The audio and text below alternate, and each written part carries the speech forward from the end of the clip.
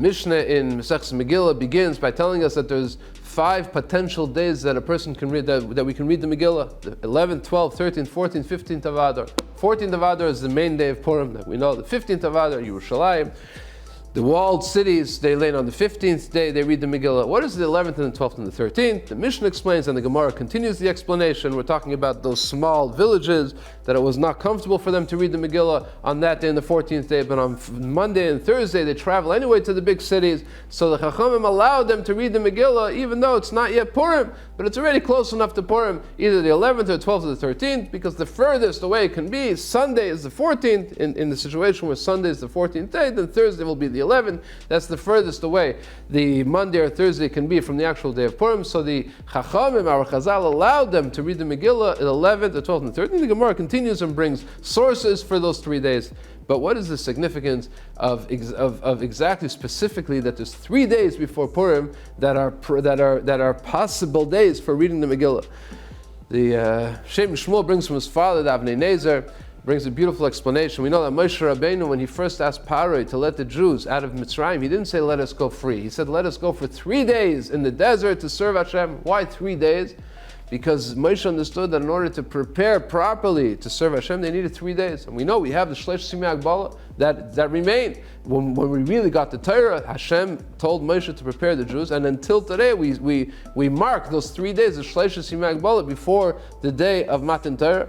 Says the Avnei Nezer, what's the pshat? Why do we have these 3 days? Because there's 3 midas that every Jew has to remove before he comes to Matan Torah, before he comes to serving Hashem properly. And those are kinna, taiva, and kavod that the Mishnah says. Those are 3 terrible midas that prevent a person from serving HaKadosh Baruch Hu properly.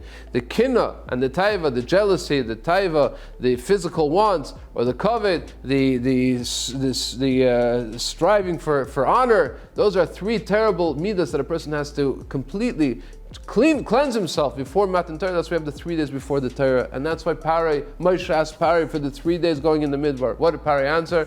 No, you can serve Hashem ba'aretz, in the land, in the artzios, in the land, in the physical existence. Don't worry about cleaning yourself. Don't worry about becoming better people. Serve Hashem how you are. That was the argument between Moshe and Paroi. But we understand that, of course, Moshe Rabbeinu was right, and we need the 3 days. And that is why, when Esther told Mordechai to make the fast day, he told him to make 3 days of fasting, not just 1 day of fasting, 3 days of fasting. This is the symbolism, because they realize that they're preparing for something big.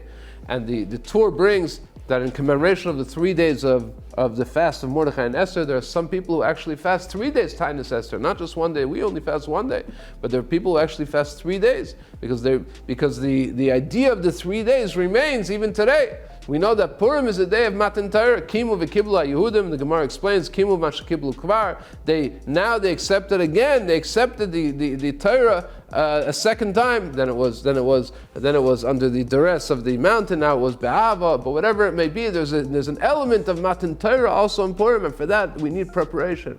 That, says the Shem Shmuel, is the symbolism of the 3 days of the Yud Aleph and Yud Beis and the Gimel, the 3 potential days of reading the Megillah, which precede the actual day of Purim.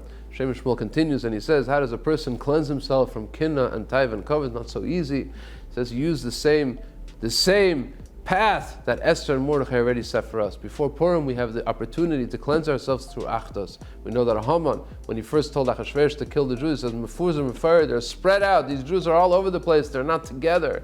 And what did Esther say? Lechkneses kol Yehudim, come gather the Jews. And even during the war itself, it says, Nikhalu Yehudim, Vayikalu Yehudim. They gathered together, and that's how they were able to overcome their enemies, their physical enemies. And as the Shem Shmuel, the name of his father, Avnei Nezer, explained, also their spiritual enemies, the enemies of their midas, royas that were within them, the kin and the taiva and the kavod. We can do that if we gather together as a community, if we gather together as a nation, if we gather together and inspire each other and support each other and help each other overcome all these midas in order to become to the proper level where we're able to be makabah the Torah and be able to celebrate Purim in its entirety, in its purest form possible, just like Hashem did Nisim and saved our nation. And those days, in the days of Purim, HaKadosh Baruch Hu again have Rahmanas on His people, save us from the terrible situation that we find ourselves in today, and also take us all out of the Golus that we find ourselves in, give us the Geula Shlema.